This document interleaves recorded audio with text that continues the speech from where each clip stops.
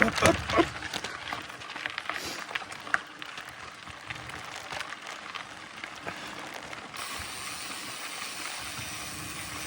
Kolla just det blir härligt på allt.